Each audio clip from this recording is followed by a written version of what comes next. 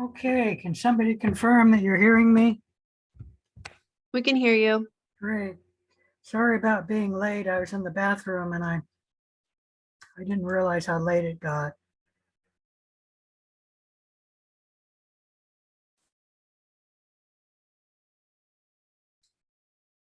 Let me share my screen. What is this? Don't need that. Where's the screen? There it is.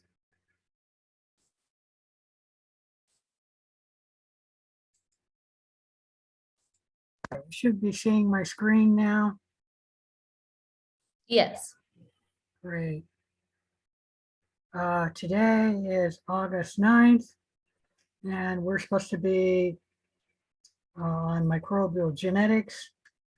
There is a quiz this week, quiz 4. On Wednesday, you'll be taking an exam or a quiz covering lab 7 and chapters 5 and 6. Any questions about any of that?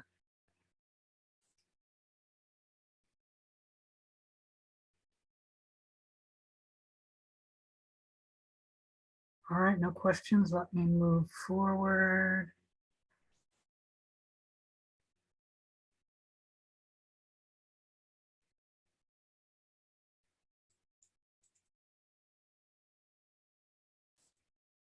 There will be a lab today,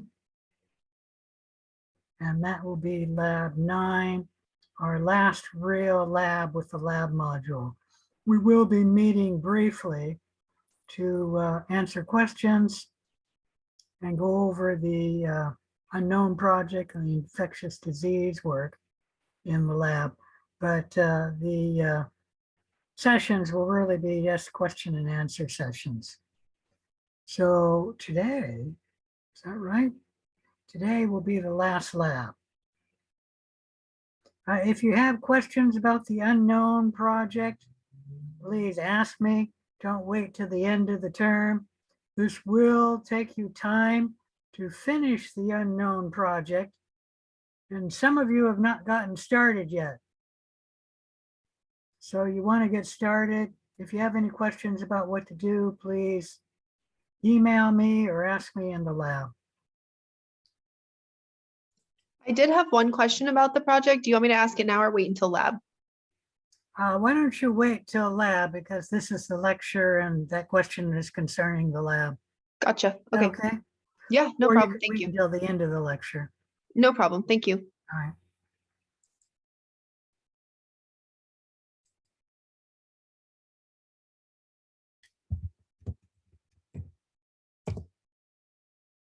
All right, this is the last slide we talked about, and this is showing you the bacterial chromosome in E. coli. On the chromosome will be the genes. So on this chromosome here, I guess you can't see that, but one region will be coding for one gene, which could be, like, for the example, the enzyme lactase. DNA is a polymer of nucleotides, and you do need to know the 4 nucleotides in DNA. You can call them A for adenine, T for thymine, C for cytosine, or G for guanine, or you can learn them by their names, adenine, thymine, cytosine, and guanine. Either way is fine. DNA is a double helix, meaning one strand of DNA is held together by covalent bonds, and it's held together by the sugar phosphate backbone, holding the strand of DNA together. The second strand of DNA is only held together by hydrogen bonds between the nitrogen containing bases. So the nitrogen containing bases are on the sides of the staircase. So there's sort of like the stairs on the staircase. And then the ribose or deoxyribose and phosphate are the wood holding the stairs together. And the steps are only held together by the nucleotide bases by hydrogen bonds. The two strands of DNA run in anti-parallel fashion, meaning one strand is running this way and one strand is running that way. You can say that this is the 5' end, this is the 3' end if you wish, but that's referring to the carbon in the deoxyribose. The DNA strands are held together by hydrogen bonds, and the nucleotides always pair. A pairs with T and vice versa, T with A, and C pairs with G and vice versa.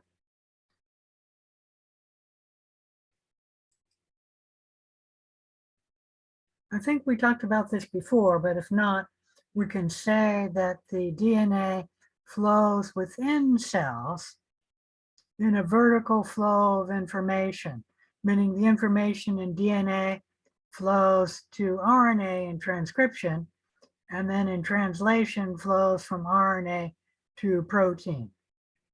This is actually known as the central dogma or a law in biology, that the information flows from DNA to RNA to protein. DNA, RNA, and protein have their own language, and the information is stored in different ways. The DNA is stored in the sequence of the nucleotides in the DNA, and we'll talk about how it's stored in the other fashions in a minute. You can say the flow of genetic information flows in 3 different ways. There's the flow of information within a cell, and the information flows from DNA to messenger RNA to protein if the final information is protein. Remember, some of the DNA only codes for RNA, in which case the message would only go from DNA to RNA. And that would be something like if you're making tRNA. You can also say that the information flows between generations of cells or from a parent to the offspring, in which case the information flows in the DNA in the parent cell to the information in the DNA in the daughter cells. And how that happens is the DNA replicates. The one strand of DNA moves to one side of the cell, the other strand of DNA moves to the other side of the cell, and the cell divides down the middle. Now with humans, you'd say the information in 2 parents flows to the information in 1 offspring. Any question about that? All right. You can also say the information in a cell can move from one cell to another cell of the same generation. And this is the flow of information between cells of the same generation. Usually what happens with that is DNA leaves one cell, a donor cell, and then the DNA is outside the cell and it's incorporated by a recombinant cell, which takes in the DNA and then can express the new DNA that came from a different cell. And that happens by recombination. I've sort of changed the textbook's breakdown because this was a little confusing in my mind. The DNA flew from one cell to another by recombination. And like I said, normally what happens is the DNA leaves this cell. Usually this cell will die. Not always, but oftentimes it will. And then the DNA is taken up by this cell. Any questions about the flow of genetic information?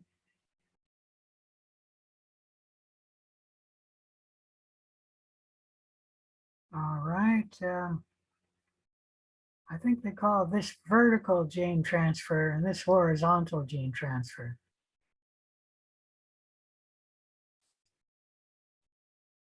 Let's talk a little bit about the vertical flow of information within a cell.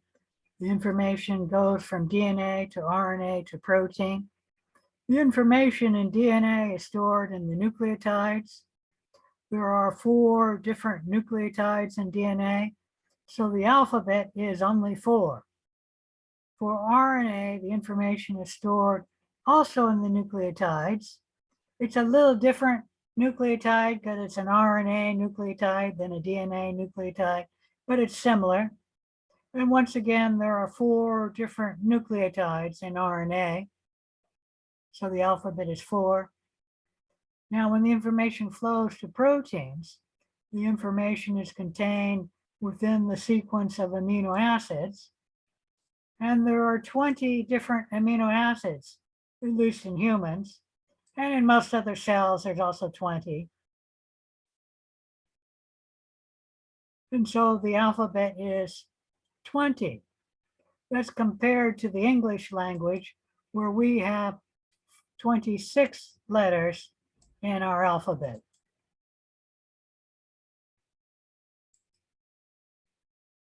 So you could say if the information is stored in DNA, that you would say the information says that is a dog. In RNA, it would be something similar. That is a dog, just with a different dialect. And then in protein, it would be something like quello è un cane. The same information, but in a totally different language. Any question about any of that? All right, let's talk about the flow of genetic information between generations of cells, or if we're talking about a human, from parents to the offspring. The information flows from the parent cells by replicating, making 1 strand of DNA, 2 strands of DNA, and then the 2 strands separate, move towards opposite sides of the cell, and then the cell divides into 2 cells, each daughter cell getting a copy of the parent cell's DNA.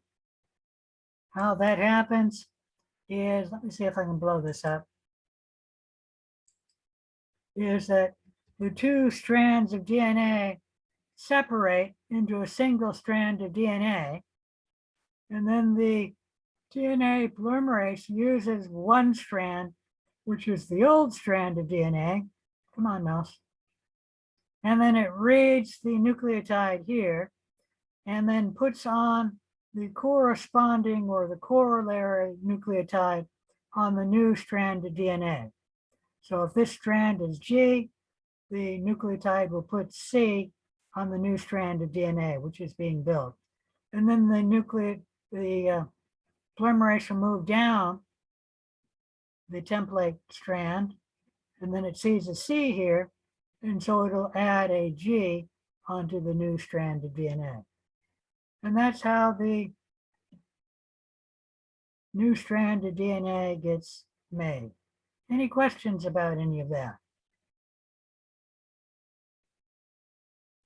Now, for the other strand of DNA, it will be replicated similarly. The difference being that if this is the lagging strand, it will have to be built in chunks, which I think we've already talked about, because the DNA polymerase only moves one way on the DNA. And the DNA is winding this way, but on the lagging strand, the DNA is replicated this way. We say that DNA replication is semi-conservative because when we replicate the new DNA will have 1 strand of new DNA and 1 strand of old DNA. And that is semi-conservative replication. Any question about that? So that's the original DNA in black. The new strand is in white. It's semi-conservative replication because the daughter strand will have 1 strand in black, the original strand, in one newly replicated strand. They, in early days of DNA, were arguing about whether DNA replication was semi-conservative or conservative. Conservative would be where one strand, one daughter cell would get the both strands that were the original strand of DNA, and then the new daughter cell would get two strands of newly replicated DNA. And DNA doesn't replicate that way. Don't ask me what the liberal model of DNA replication is, because I don't know. But this is semi-conservative replication.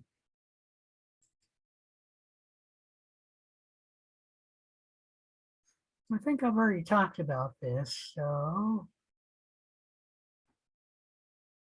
something that is important here, I guess, is when the DNA is added, it's added as a triphosphate nucleotide, and two phosphates are taken off so that only one phosphate of the nucleotide gets added.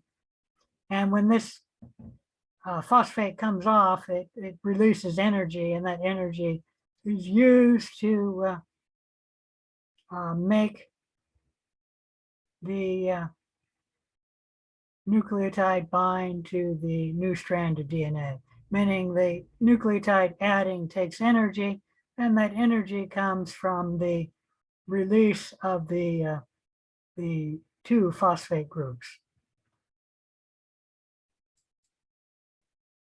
All right, let's watch a little video on DNA replication.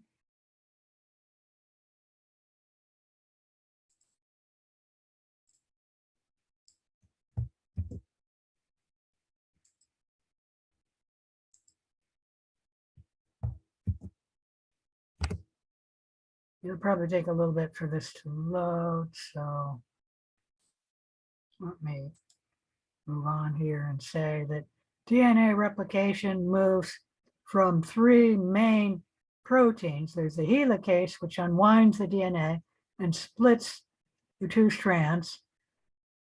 And then the DNA polymerase, which adds on the new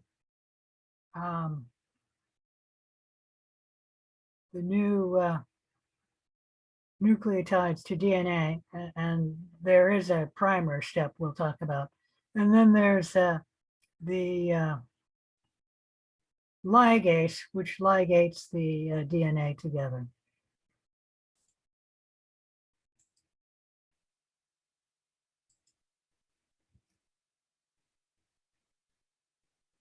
DNA is a molecule made up of two strands, twisted around each other in a double helix shape.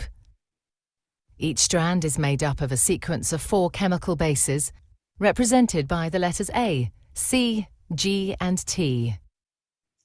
The two strands are complementary. This means that wherever there's a T in one strand, there will be an A in the opposite strand, and wherever there's a C, there will be a G in the other strand.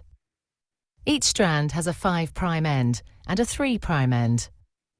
The two strands run in opposite directions. This determines how each strand of DNA is replicated. The first step in DNA replication is to separate the two strands. This unzipping is done by an enzyme called helicase and results in the formation of a replication fork. The separated strands each provide a template for creating a new strand of DNA. An enzyme called primase starts the process. This enzyme makes a small piece of RNA called a primer. This marks the starting point for the construction of the new strand of DNA. An enzyme called DNA polymerase binds to the primer and will make the new strand of DNA. DNA polymerase can only add DNA bases in one direction, from the 5' end to the 3' end. One of the new strands of DNA, the leading strand, is made continuously, the DNA polymerase adding bases one by one in the 5' to 3' direction. The other strand, the lagging strand, cannot be made in this continuous way because it runs in the opposite direction. The DNA polymerase can therefore only make this strand in a series of small chunks called Okazaki fragments.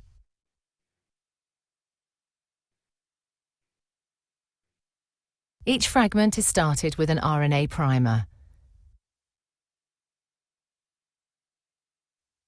DNA polymerase then adds a short row of DNA bases in the 5' to 3' direction.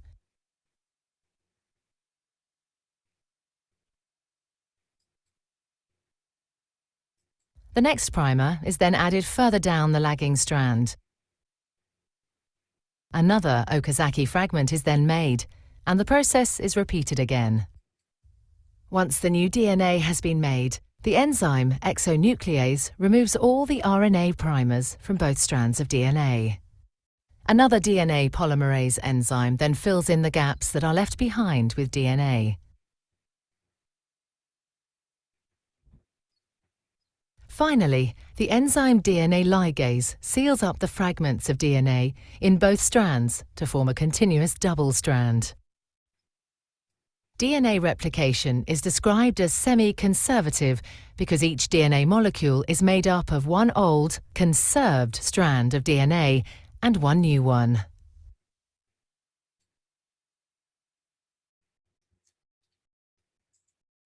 Okay.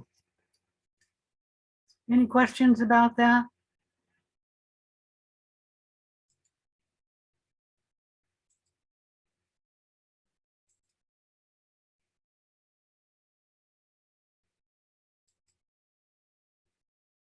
So DNA is copied by DNA polymerase.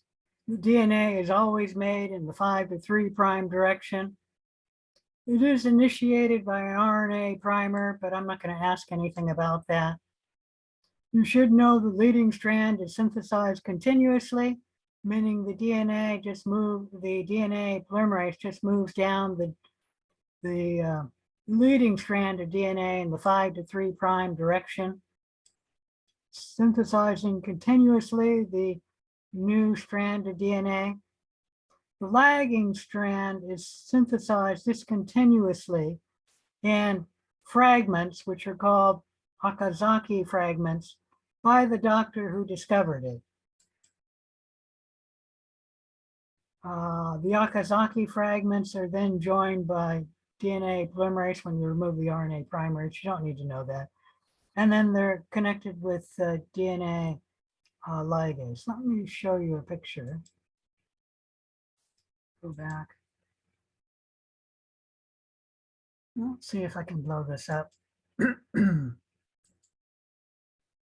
So when the DNA polymerase begins, let's say it's beginning right here, and starts a new strand of DNA, the new strand will not be connected to the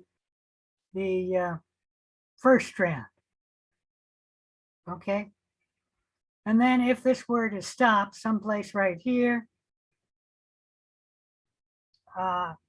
there would be only 2 breaks in the leading strand at the place where the DNA polymerase started and the place where the DNA polymerase ends. And ligase would connect the newly replicated strand of DNA with the other strand of DNA, meaning the DNA that had already been replicated. So on the leading strand, DNA ligase does not work very much. Like I said, at most there'd be 2 places the ligase would anneal the DNA.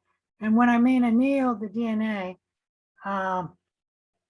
what happens is when you start this strand of DNA right here, it's not going to be connected together with a covalent bond until DNA ligase makes that connection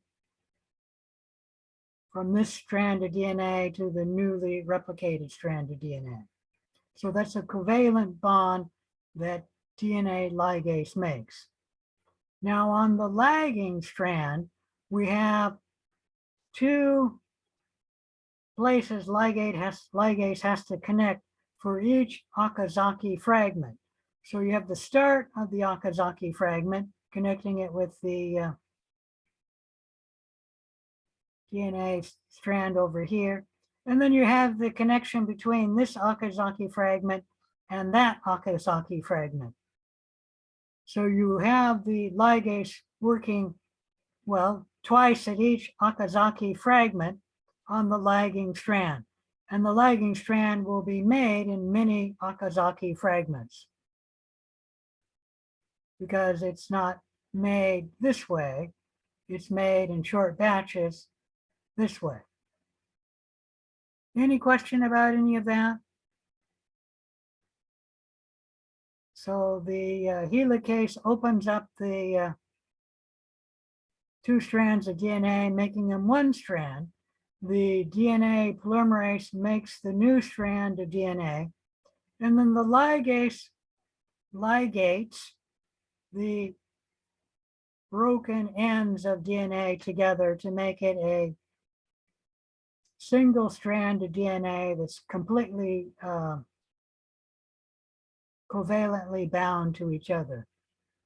Any questions about any of that?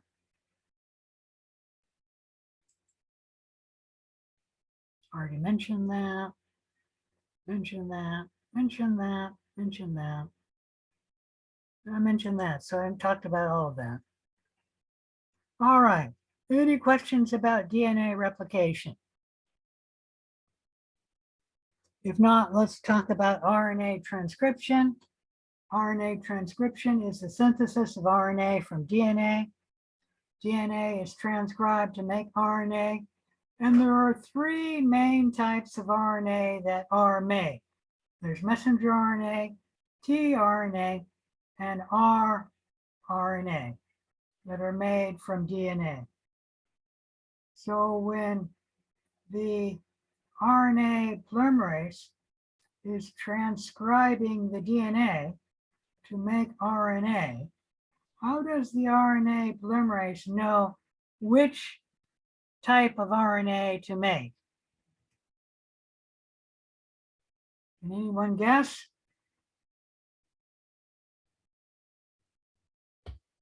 Nobody's gonna try and guess that? I think we talked about this before, and that is if you have a gene, how do you know to make messenger RNA, tRNA, or rRNA from that gene?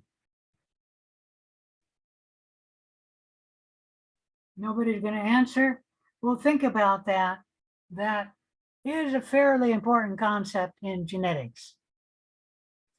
Transcription begins when the RNA polymerase binds to the promoter. A promoter is a regulatory region at the start of the gene. So the RNA polymerase binds to the DNA at the promoter and then moves down the DNA, transcribing the gene to make RNA. Transcription once again proceeds in the 5' to 3' direction. So RNA is made in the 5' to 3' direction. Here's a question for you. When we replicate DNA, all of the DNA is replicated before the cell can divide. So eventually, all of the DNA will be replicated. Is all of the DNA transcribed? That's a yes or no question, people. So somebody should be able to Yes. guess, and you got a 50-50 chance of getting it right, even if you don't know the answer. Yes. All of the DNA is transcribed. That's your answer, yes? Yes. Okay, you want to take another guess? No. Your answer is It's no. not. No is correct. And that is only the genes are transcribed. The DNA that does not code for a gene is not transcribed. Now, in prokaryotes, most of the information or most of the DNA is what do you call it? Most of the DNA is made up of genes. but there's a little bit that is not. However, in eukaryotes, most of the DNA does not code for a gene. So in eukaryotes, most of the DNA is not transcribed because only the genes are transcribed. Any questions about any of that? So could you say that the only transcribed material is genetic material? Yes. Okay. All right. So transcription begins when the RNA polymerase binds to the DNA at the promoter, and then the RNA polymerase just moves down the DNA, copying it to make the RNA, and that continues until the transcription, not the transcription, until the RNA polymerase reaches the terminator. The terminator is at the end of the gene, or after the gene, you could say. And what the terminator does is it codes for the RNA polymerase to fall off the DNA. And then when the RNA polymerase falls off the DNA, that releases the RNA from the DNA. And then the RNA can go out into the cytoplasm and be translated. Any question about any of that? Now, strictly speaking, the promoter and the terminator are not part of the gene, at least the gene proper. The promoter is before the gene, and the terminator is after the gene. And these are two regulatory regions that help control the expression of a gene. Any question about any of that? So here we're looking at transcription. This is actually an RNA polymerase making RNA right there. And that's a strand of DNA. An actual, not an well, it might be using electron microscope, but it's using fluorescence to show us the important molecules.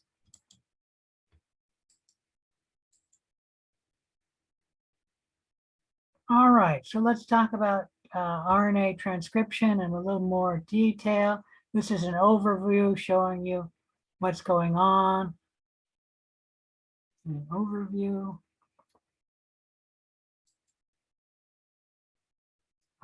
RNA polymerase transcription begins when the RNA polymerase binds to the DNA, and that happens at the promoter. I should mention that the RNA polymerase only binds to a single strand of DNA. So you do need to have a helicase in there to open up the double strand of DNA. And it is normal for the DNA in cells to be single-stranded at certain events. One is at DNA replication, and another normal time the DNA is single-stranded is at RNA transcription. And so RNA transcription only happens on one strand of DNA, which is the strand that codes for the gene. The other strand of DNA will not be transcribed. Any questions about any of that? And the reason why it's not transcribed is because it's not genetic information. The other strand of DNA is not coding for a gene.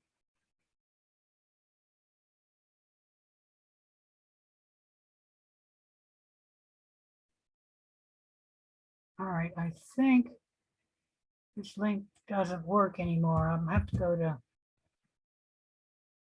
Google and probably find a link that'll work.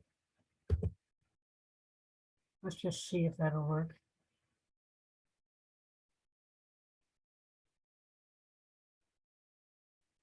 Yeah, not working.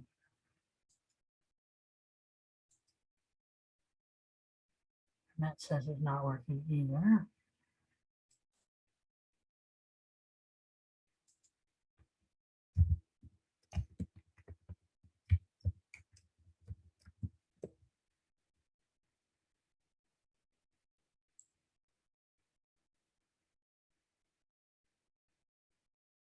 I think this is one that I want.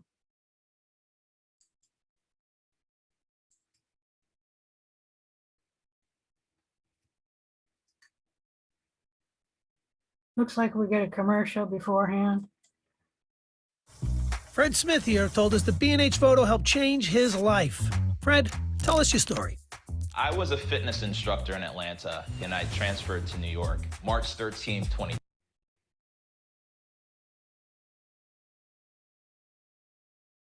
Proteins are contained in our DNA. DNA contains genes. A gene is a continuous string of nucleotides containing a region that codes for an RNA molecule. This region begins with a promoter and ends in a terminator. Genes also contain regulatory sequences that can be found near the promoter or at a more distant location. Motor region of the gene functions as a recognition site for RNA polymerase to bind. This is where the majority of gene expression is controlled, by either permitting or blocking access to this site by the RNA polymerase. Binding causes the DNA double helix to unwind and open. Then during elongation, the RNA polymerase slides along the template DNA strand. As the complementary bases pair up, the RNA polymerase links nucleotides to the 3' end of the growing RNA molecule. Once the RNA polymerase reaches the terminator portion of the gene, the messenger RNA transcript is complete, and the RNA polymerase, the DNA strand, and the messenger RNA transcript dissociate from each other. The strand of messenger RNA that is made during transcription includes regions called exons that code for a protein, and non-coding sections called introns. In order for the messenger RNA to be used in translation, the non-coding introns need to be removed, and modifications such as a 5' cap and a 3' poly A tail are added. This process is called intron splicing and is performed by a complex made up of proteins and RNA called a spliceosome. This complex removes the intron segments and joins the adjacent exons to produce a mature messenger RNA strand that can leave the nucleus through a nuclear pore and enter the cytoplasm to begin translation. How is the information in the mature messenger RNA strand translated into a protein? The nitrogenous bases are grouped into 3 letter codes called codons. The genetic code includes 64 codons. Most codons code for specific amino acids. There are 4 special codons, 1 that codes for start and 3 that code for stop. Translation begins with the messenger. All right, any question about that?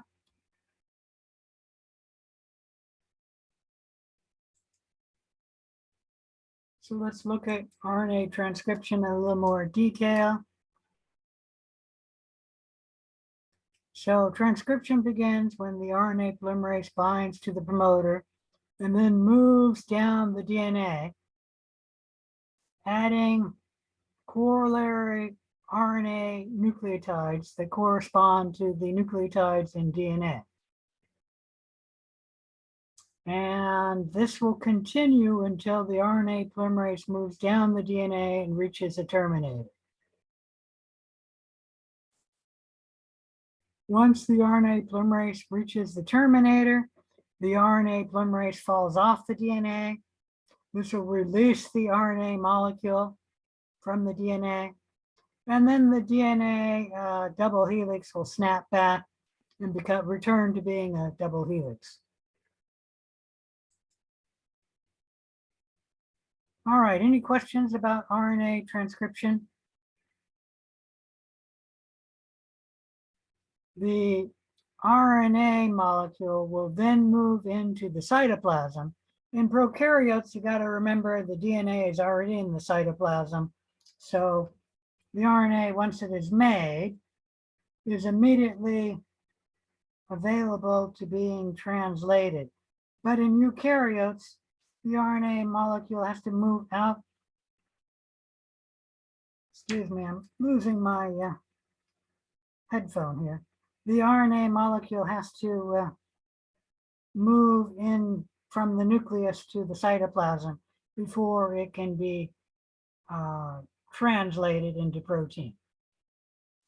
So let's talk about translation.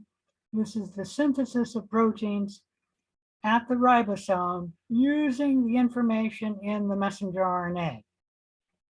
Messenger RNA is translated in codons.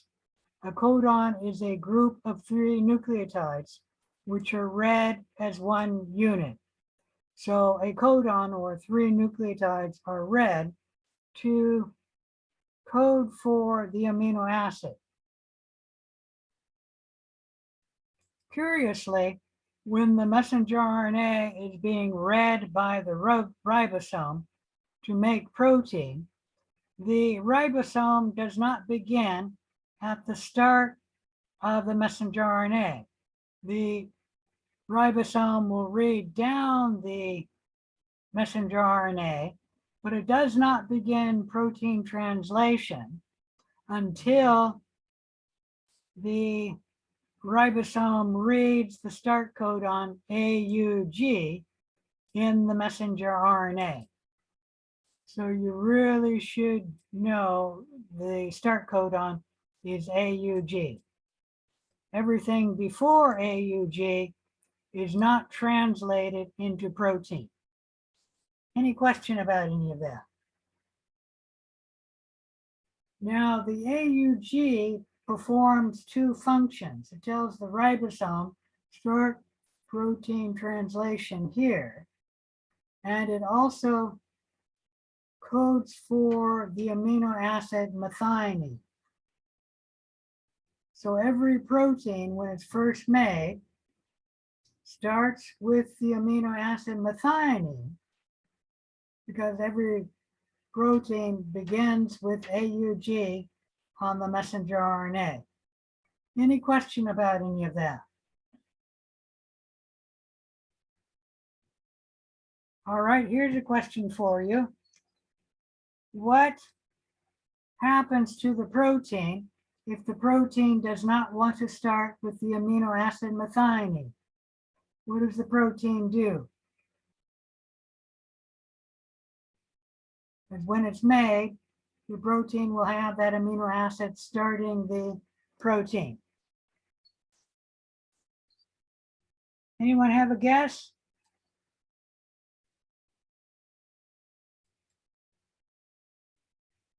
Nobody's going to try and guess? Okay. Well, if the protein doesn't want to start with methionine, it just cuts off that amino acid. And then the protein will start with the next amino acid.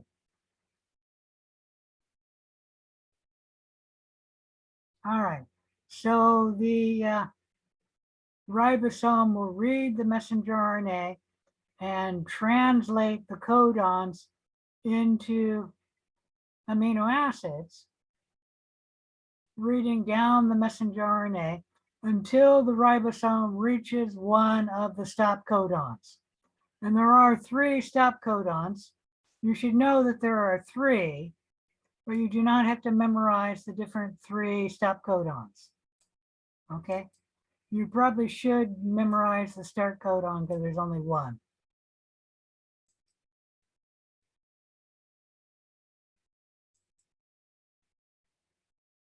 Now, when the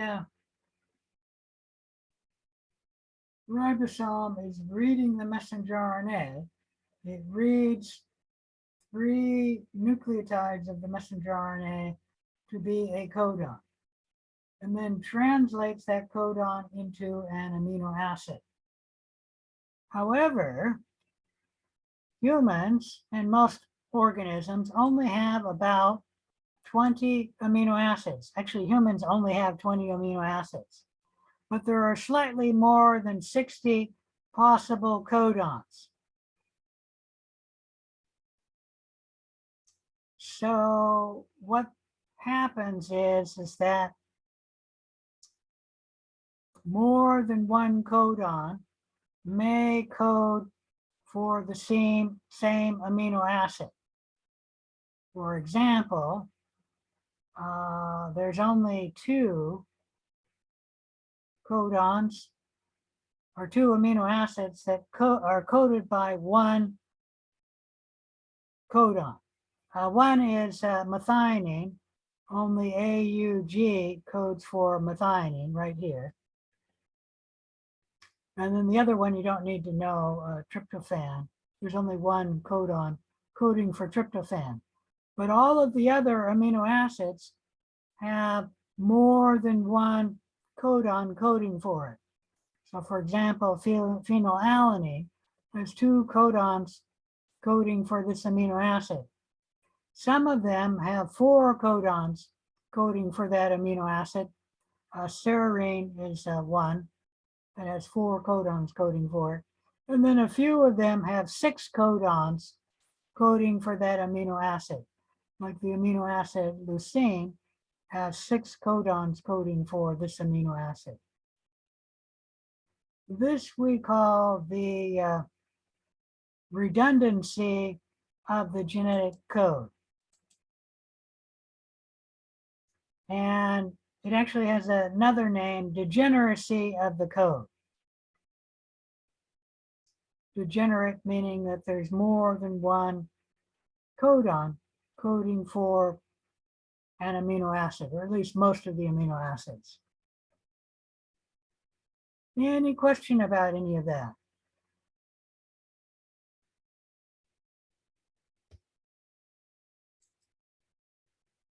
All right, let's take a look at protein translation. Oh, oops, gotta open that. It really is a pain that these don't run anymore from PowerPoint. I gotta copy the link.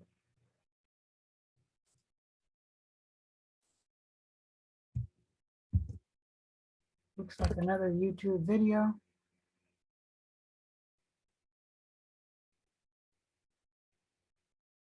No commercial this time.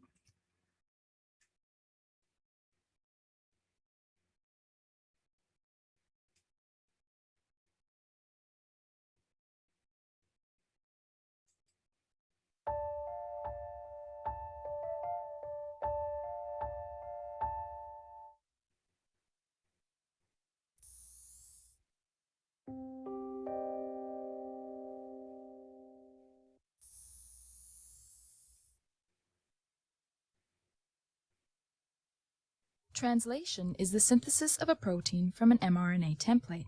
This process involves several key molecules, including mRNA, the small and large subunits of the ribosome, tRNA, and finally, the release factor. The process is broken into 3 stages: initiation, elongation, and termination. Let's see the process in action. Eukaryotic mRNA, the substrate for translation, has a unique 3' end called the poly A tail.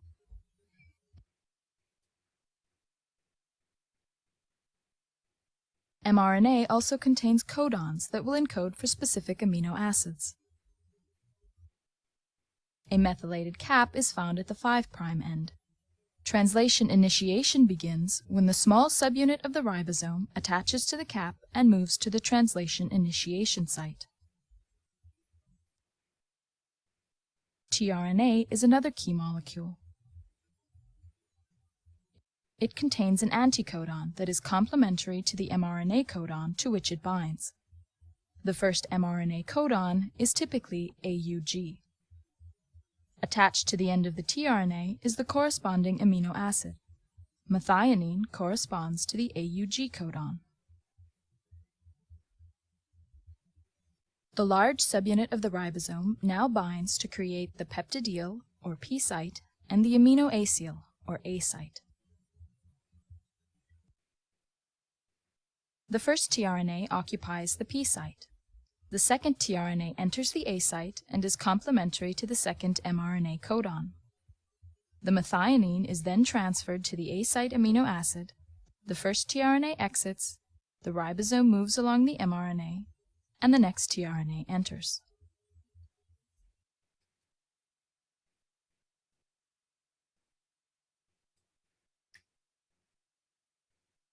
These are the basic steps of elongation. As elongation continues, the growing peptide is continually transferred to the A site tRNA, the ribosome moves along the mRNA, and new tRNAs enter.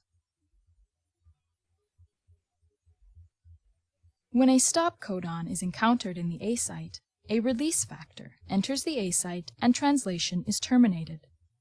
When termination is reached, the ribosome dissociates and the newly formed protein is released.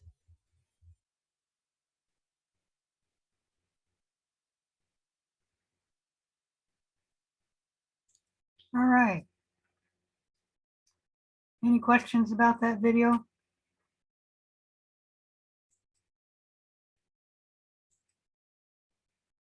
If not, let's talk about protein translation in a little more detail.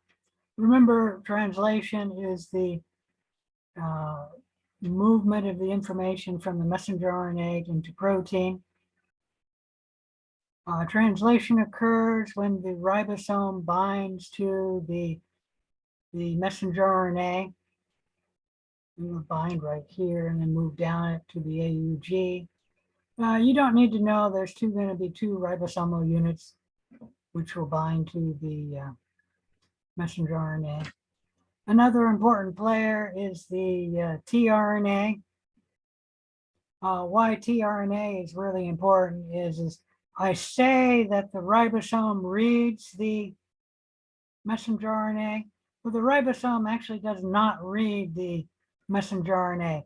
It's the tRNA that reads the messenger RNA, and the tRNA comes into the ribosome. Let me show you a picture here. Actually comes inside the ribosome, and the anticodon of the tRNA actually hydrogen bonds to the codon of messenger RNA. So it's the tRNA which is reading the codon and then bringing in the correct amino acid for the codon. So for AUG, for example, the tRNA anticodon would be UAC, and that will bring in the amino acid methionine. Any question about any of that? All right, so those are the three important parts you need for translation. You need the ribosome, you need the messenger RNA, and you need the tRNA. The tRNA, as I stated, reads the messenger RNA and brings in the correct amino acid.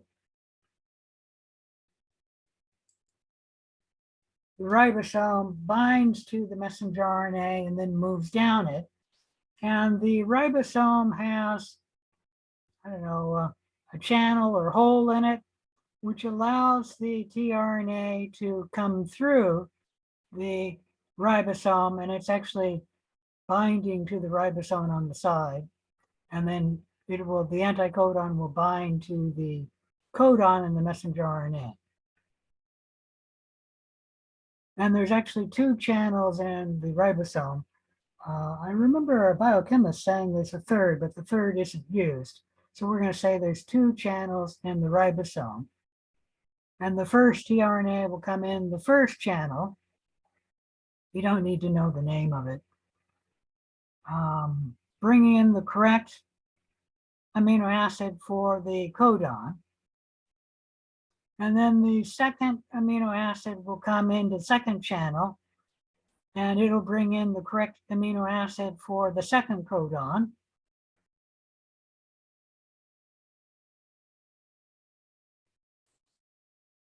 Next, what will happen is the amino acid in the earlier, or the first, in this case, the first tRNA is removed from the tRNA, and it will be covalently bound to the amino acid in the second tRNA. The enzyme that does this, removing the amino acid from the first tRNA and then binding it to the second tRNA, is actually the RNA in the ribosome. So part of the ribosome has a region which is an enzyme made up of RNA, which removes the amino acid from the tRNA, the first tRNA in this case, and then binds it to the amino acid in the second tRNA. And this is the only RNA enzyme we'll ever discuss in this class.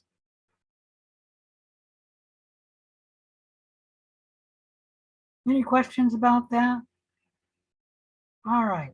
When the amino acid is removed from the tRNA, that tRNA can then fall out of the ribosome, go back into the cytoplasm, and the tRNA will actually bind to another amino acid. In this case, that would be methionine, and then can be recycled, reused again.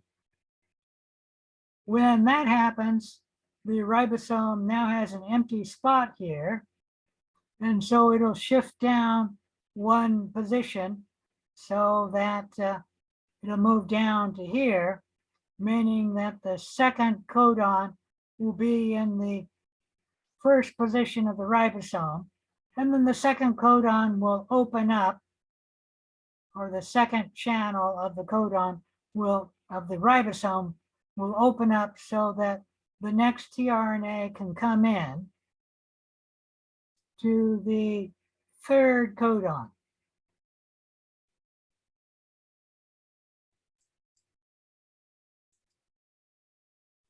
So the ribosome moves down. What used to be it is the second amino acid in the second tRNA is now in the first position of the ribosome. And then the correct tRNA containing the correct amino acid for the third codon is brought in.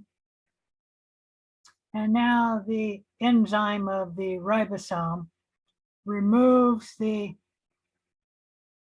amino acid from the second tRNA and then binds this to the amino acid in the third tRNA. And that is how the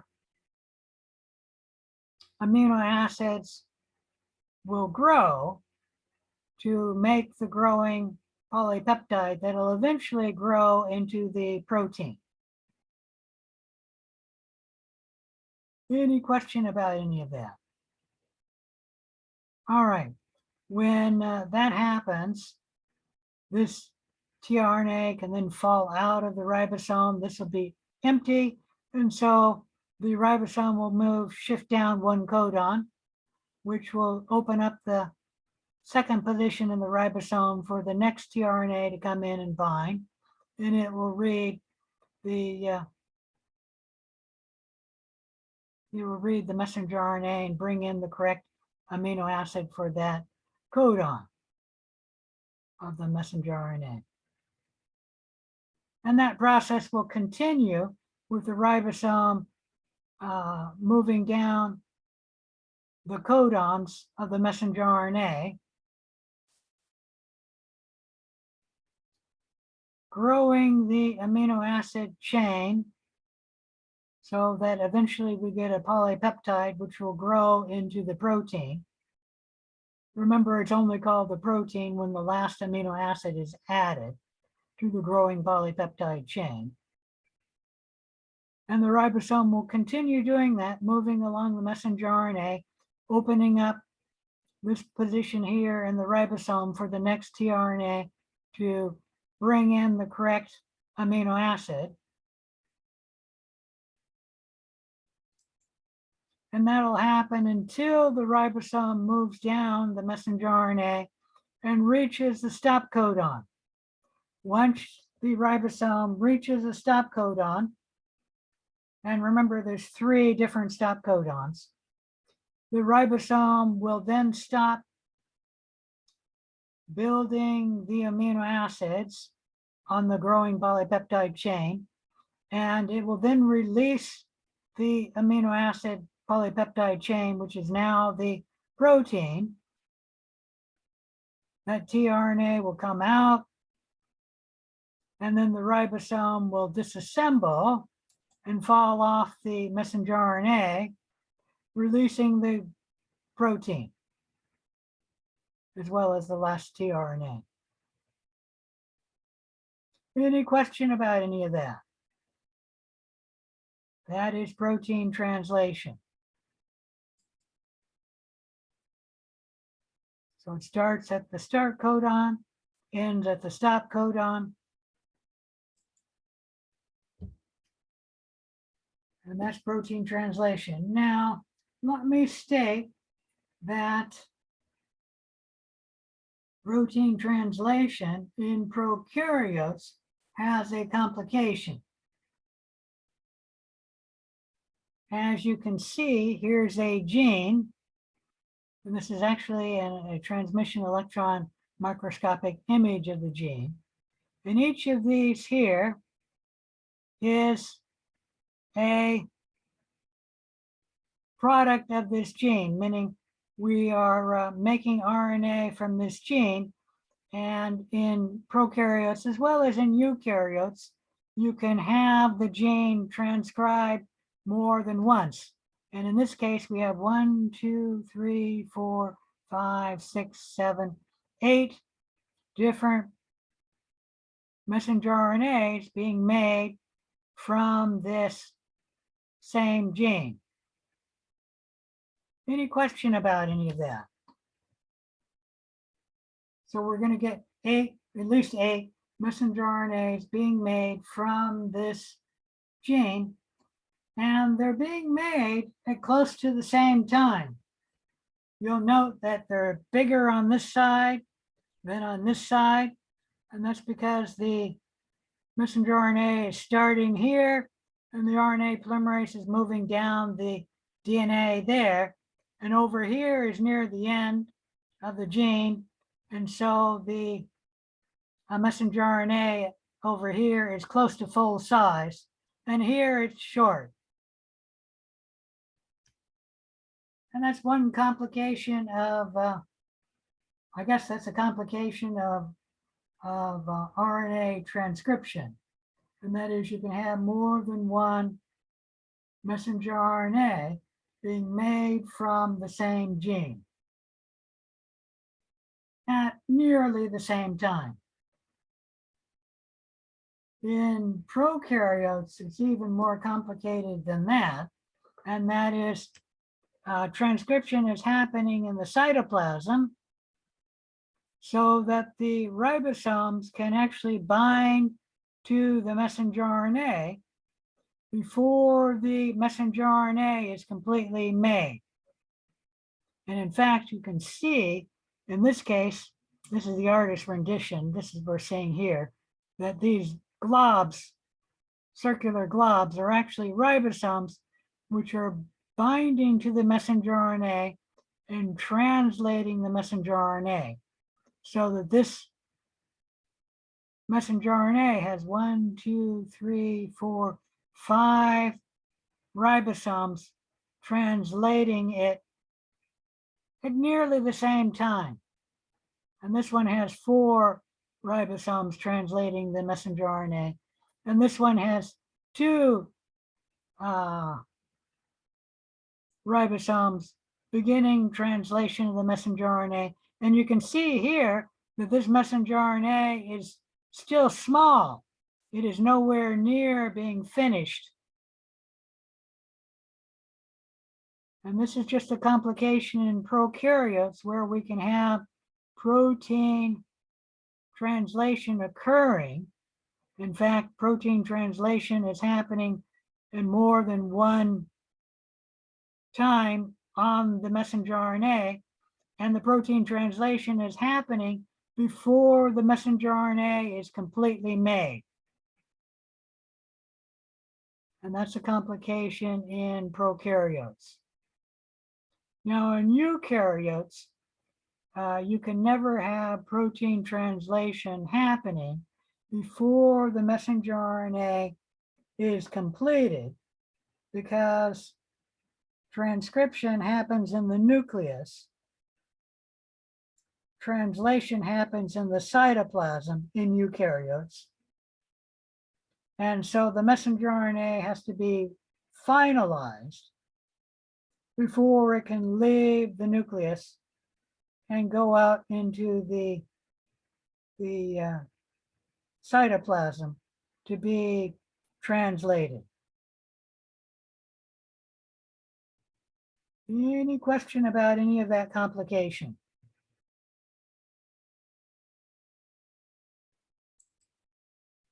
All right, here's another complication for eukaryotes though.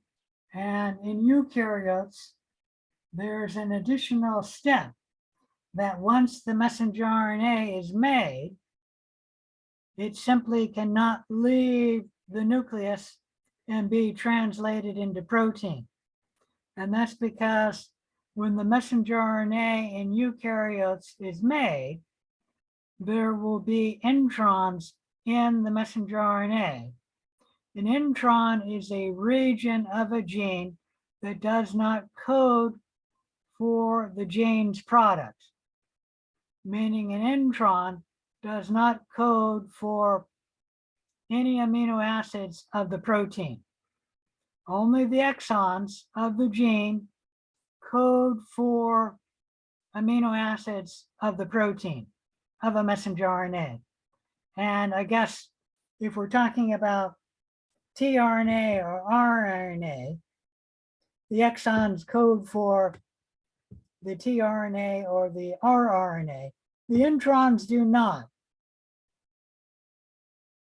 Okay, so the introns do not code for the final product of the gene.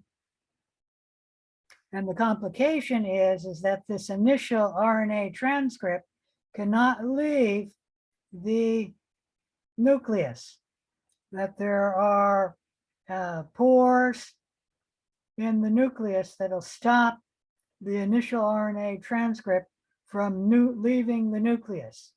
What happens is that the RNA, the initial RNA transcript, has to have the introns cut off, and we call that splicing the introns out. And then you splice the exons together, let's anneal them. And then we have the final messenger RNA, which only has exons of the gene. And if it only has exons, this messenger RNA can now leave the nucleus, leave the pores of the nucleus, and go into the cytoplasm to be translated into protein. The initial RNA transcript cannot leave the nucleus.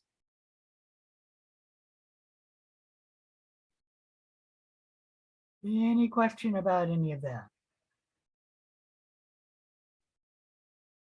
All right, that's enough for the complications. Let's move on. We've talked about the structure and function of genetic material now. Let's talk about the regulation of bacterial gene expression. We'll talk about operons. When we're done with that, we'll briefly talk about mutation. And then we'll talk about genetic transfer and recombination. And we'll end talking about genes and evolution. So let's talk about bacterial gene expression. Genes are regulated so that if a gene product is not needed, it will not be made. So we call that the regulation of gene expression. And here we're talking about it for bacteria, and we're only going to talk about it for bacteria. I'll make a side comparison for eukaryotes, but generally we'll talk about bacterial gene expression. One way to regulate the contents in a cell is to control gene expression. Some genes are expressed at a fixed rate, such as a constitutive enzyme.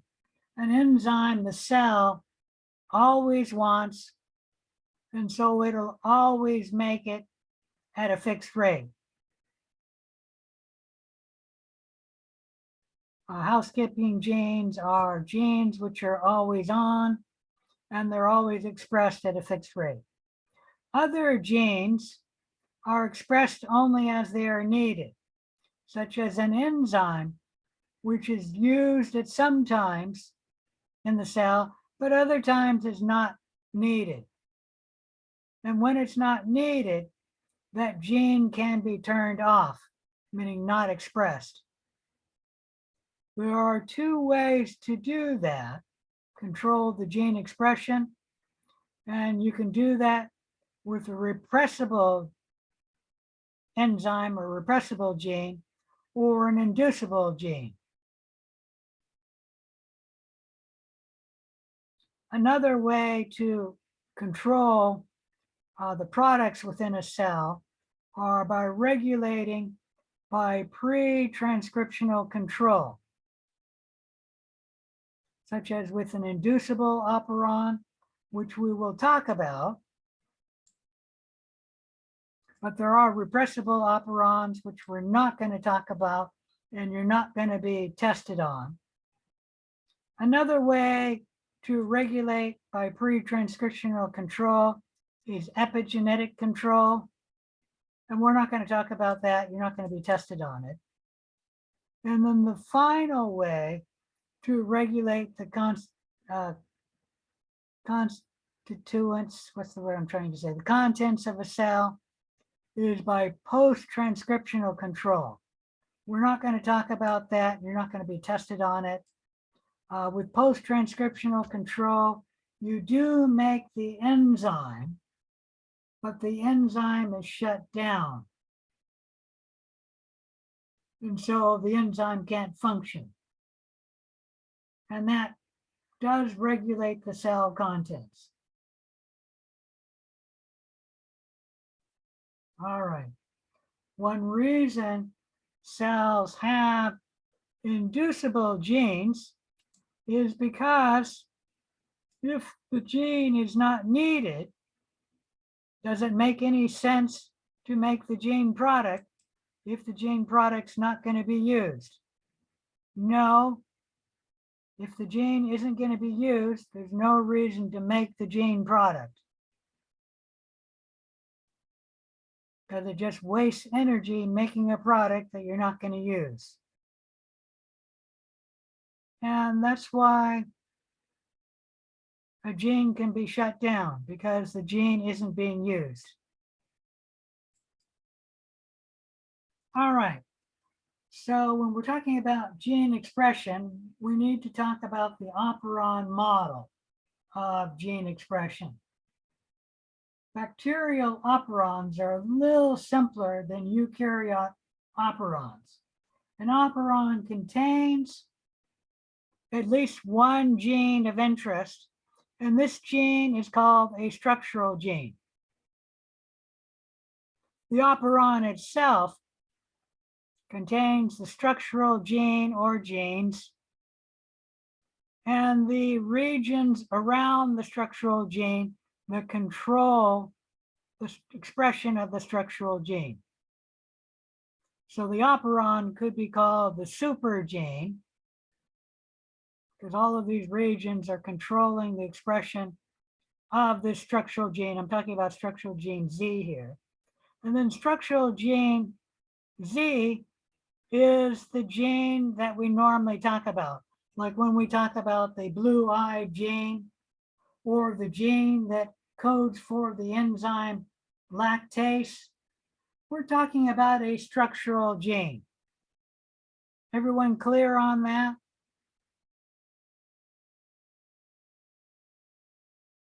Now, in bacterial operons, they may contain one structural gene, but they may contain more than one structural gene in the operon. If they contain more than one structural gene in the operon, then all of the structural genes in the operon are related. Usually metabolically, they're related. Like the lac operon contains the Z gene, which codes for the enzyme lactase, which, if you remember, breaks down the sugar lactose. And then it codes for the Y gene, which makes the transport protein that brings the sugar lactose across the cell membrane.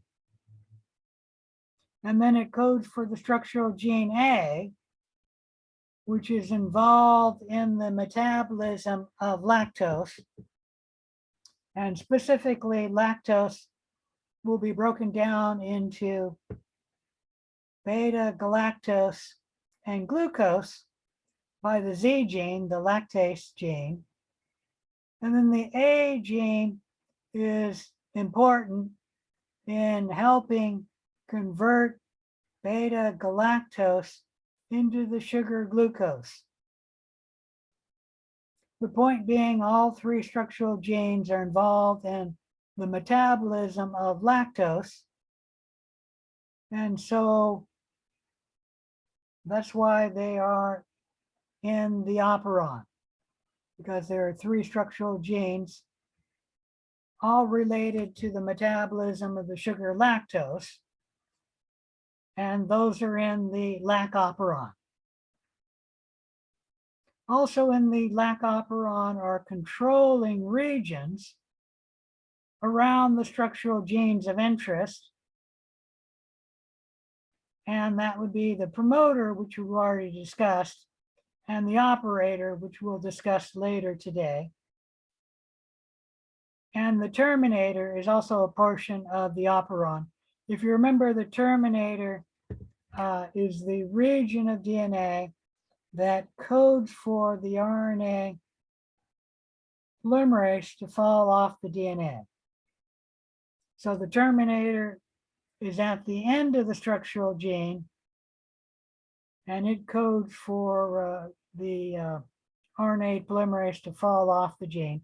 My point being that the operon controls the expression of these genes, the structural genes, and it contains the structural genes or one structural gene. And the regulatory regions around the structural gene that regulate the expression of the structural gene. Any question about any of that?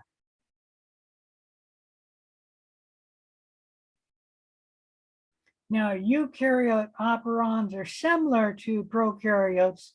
However, all eukaryote operons only contain one structural gene. So for metabolizing the sugar lactose, in prokaryotes, we have one operon. But in eukaryotes, we'd have three operons because we'd have one operon containing the enzyme lactase. We'd have a second operon containing the Y gene, which codes for the transport protein to bring the sugar glucose into the cell. And then we have the A gene, which helps in the conversion of beta-galactose to glucose. Any question about any of that? Now you'll note that there's a regulatory gene near the operon. The regulatory gene is not a part of the lac operon.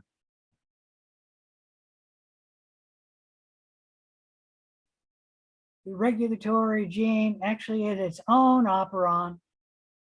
So there's another operon here which isn't shown, because it'll have a controlling region. It has to have a promoter to make the regulatory gene product.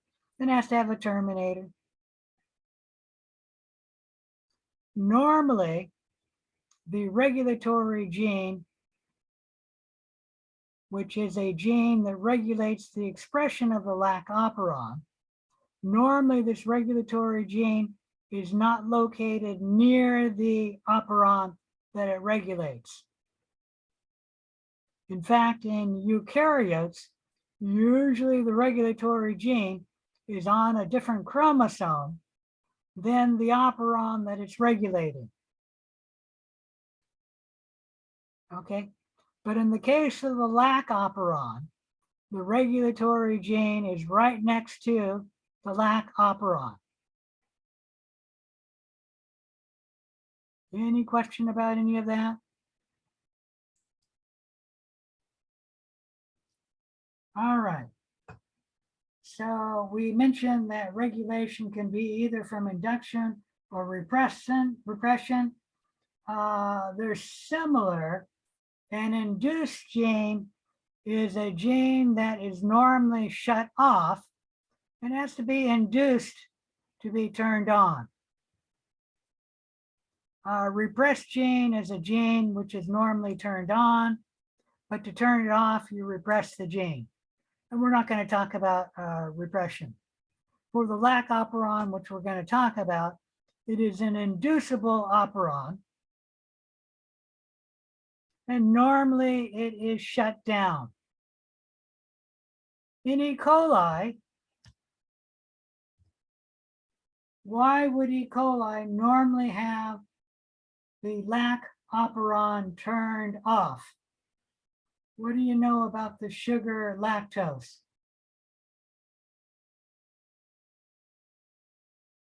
How often do you find the sugar lactose in nature? Okay, where do you Never. find the sugar lactose? In milk. In milk and dairy products. So unless the E. coli was on a dairy farm, E. coli is unlikely to see the sugar lactose. And so normally the enzyme for lactase is shut off because E. coli is not normally going to see the sugar lactose. And how E. coli and any lac operon shuts down the lac operon is that the repressor gene gets made and it makes a repressor protein. And then this repressor protein binds to the operator. And now when the RNA polymerase binds to the promoter, it will move down the DNA until it reaches the repressor protein. And then it can't move any further. So the RNA polymerase will never transcribe the Z gene. So the lactase enzyme will never be made. Any question about any of that?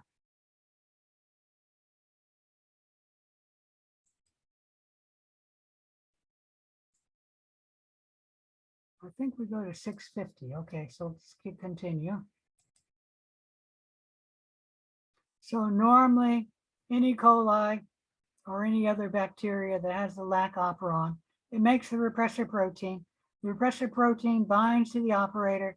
That shuts down the RNA polymerase, stops it from moving down the DNA, shutting off the enzyme lactase so it'll never be expressed.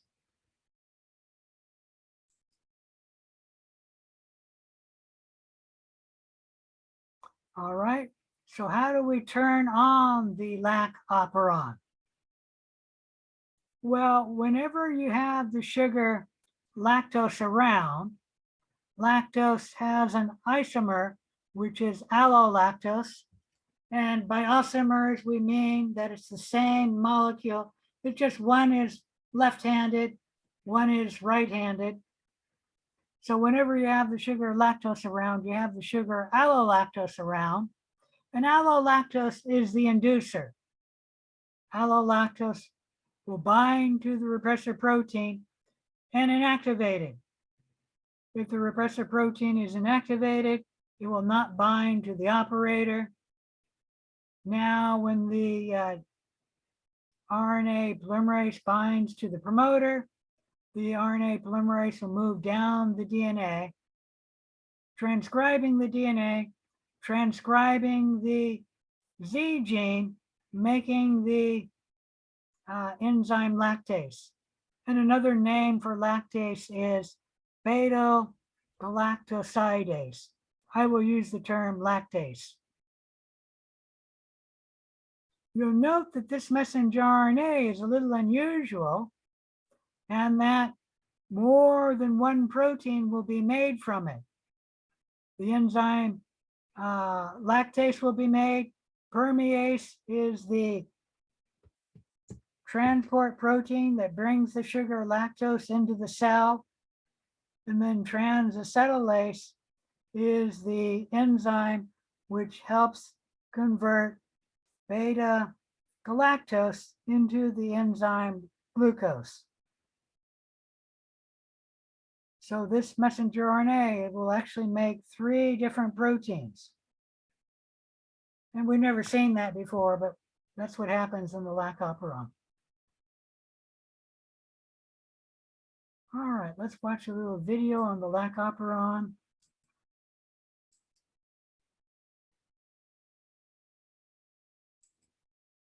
Oh, that's not going to work. Edit it.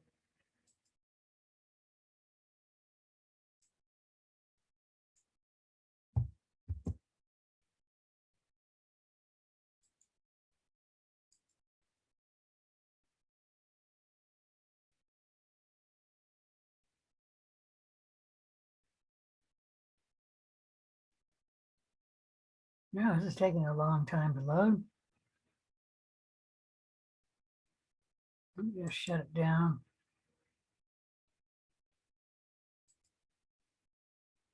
Come back here.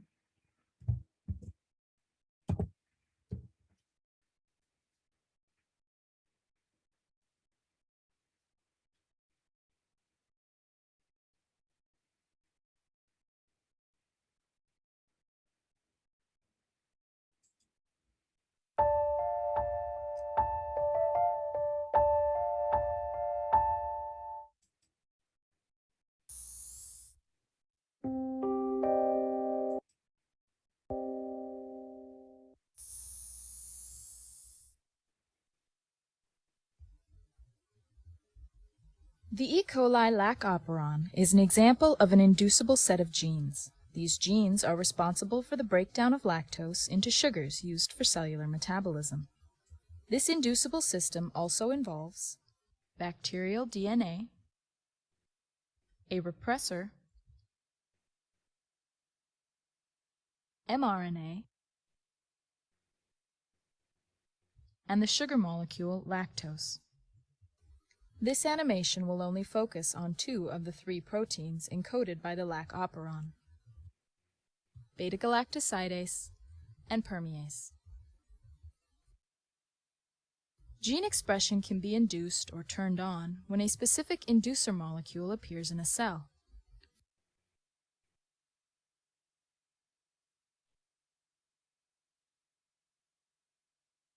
For inducible systems, a repressor molecule prevents gene expression by binding to the upstream controlling region. Lactose is the lac operon inducer molecule. After first appearing in the cellular environment, lactose passively enters the E. coli cell and binds to the repressor molecule. This binding releases the repressor from the controlling region. At this point, RNA polymerase can begin transcription of the operon. Here we show 2 of the 3 lac operon genes being transcribed into mRNA. Ribosomes then bind to the mRNA and the 2 proteins are translated. The first protein is beta-galactosidase, which breaks down lactose into 2 simple sugars. The second protein is permease, a membrane-bound protein. When embedded in the cell membrane, permease functions to provide a direct route for the lactose outside the cell to be imported into the cell. This import occurs at a much greater rate than the passive transfer we first observed. Because translation continues inside the cell, other permease proteins become embedded in the membrane. This further increases the rate at which lactose enters the cell. Beta-galactosidase breaks the cellular lactose into the simple sugars glucose and galactose. Once its concentration is greatly reduced, the lactose bound to the repressor are released. At this point, the repressor again binds to the controlling region and gene expression is halted. For all inducible systems like the lac operon, it is the interaction of the repressor and inducer molecules that mediate gene expression.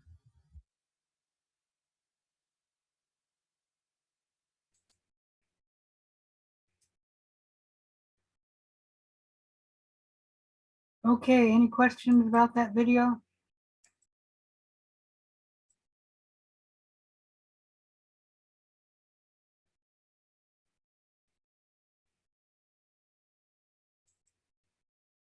All right, let me state a few things, and it stated that the repressor protein will come off of the operator if the sugar lactose is around.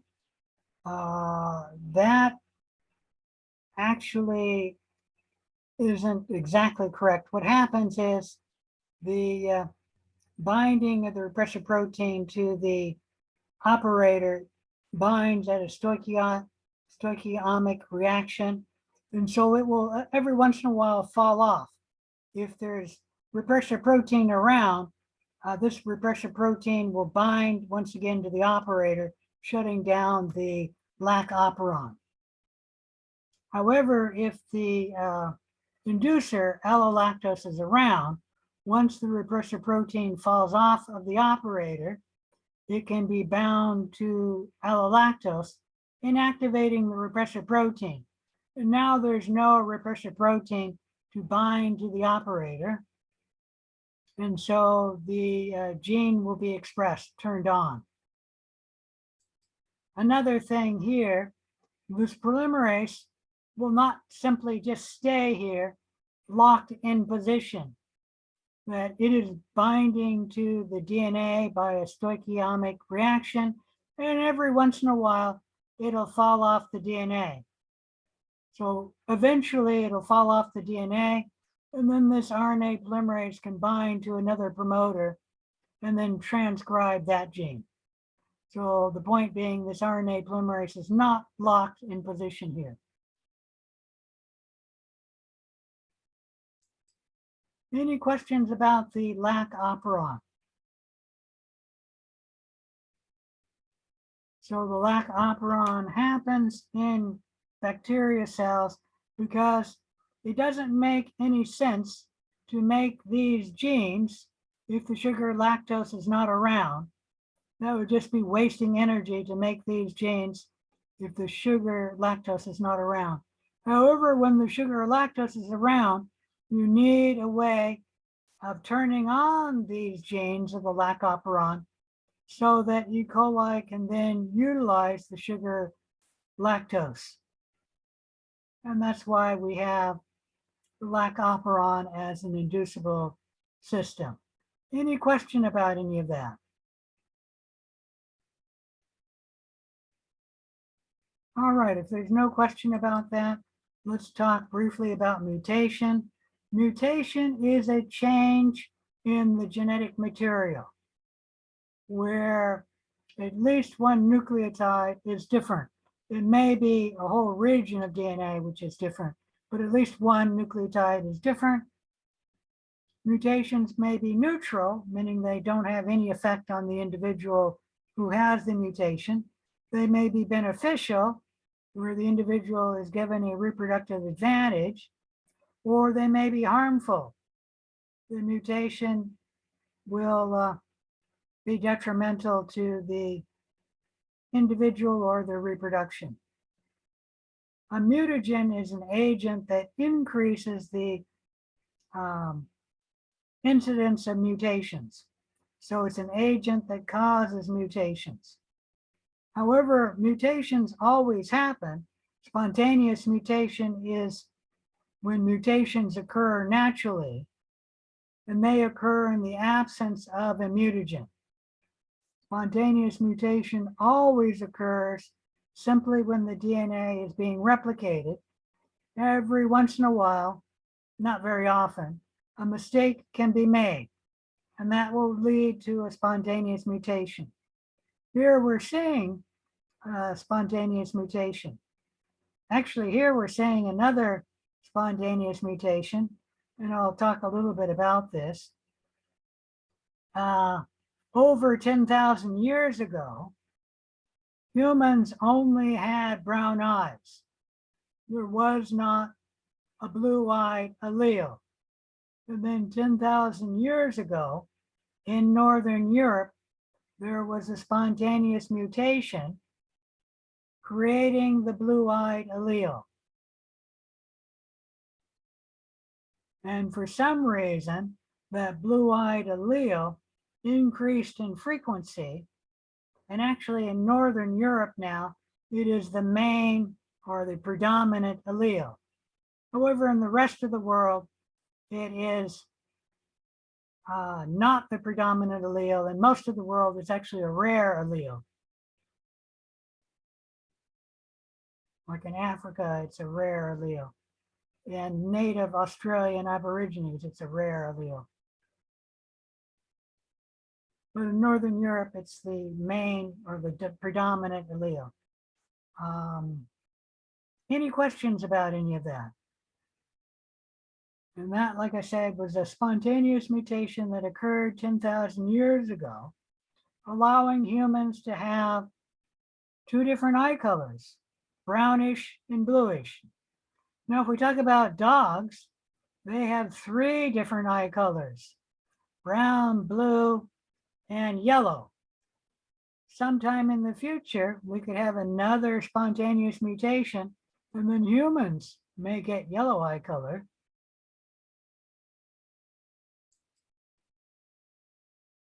There are different types of mutations. There's a base substitution, also called the point mutation, where one base is changed. There can be a silent mutation, a missense mutation, or a nonsense mutation, and we'll talk a little bit more about those next time. There can be a frame shift mutation, and a frame shift mutation is when one or more base pairs is added to the DNA. So there's an extra nucleotide added or an extra nucleotide removed. And that doesn't have to just be one. It can be a multiple of nucleotides which are added or removed. I can say there is an exception, and that is if you add multiples of 3, that causes a codon, and that we do not call a frame shift mutation. That would be a, I don't know what that would be called. It's not a macromutation, it's not a base substitution, it's another mutation. Okay, it's not a frame shift mutation. If you add or remove 3 nucleotides, it's not a frame shift mutation. But in everything else, meaning you add or remove 1 or 2 or 4 or any multiple that's not of 3, it's a frame shift mutation.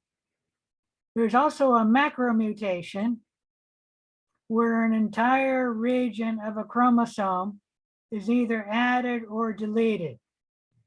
I have to warn you that a macromutation is not discussed in your book, so you'll only get it from the lecture. A macromutation is an entire region of a chromosome being added or deleted. Does anyone know of a macromutation where there's an entire extra chromosome present? Is autism, or am I thinking of Possibly. something else? Autism has, it's not a simple genetic trait. And so if you were to add a chromosome, you may get an autistic individual, but usually you'd have more severe problems than just autism. No, what I'm talking about is Down syndrome. I think that's what I was Patient thinking of. has 3 copies of chromosome 23, and they should only have 2 copies. So they have an entire extra chromosome. And that causes Down syndrome. Any question about that? They were actually checking this boy out. Let me see if I can blow this up. They were checking this boy out to see if he was a mutant, because as you can see, metal spoons were sticking to his skin. And they were checking to see if he was a magneto, metallic objects are attracted to him, or if maybe his skin was just very sticky. And we were checking to see if he was a mutation, but I never saw the result of that study, meaning I never saw it published, what the answer was. But like I said, they were checking to see if this boy was a mutation because metal spoons were sticking to his skin. All right, any questions about mutations? I think I will stop here and we will start here next time.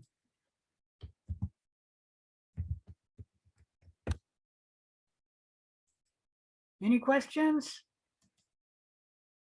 All right, if there's no questions, I'm going to end this and I'll see you in the lab at 7. Thank you. All right, Thank you. you're welcome.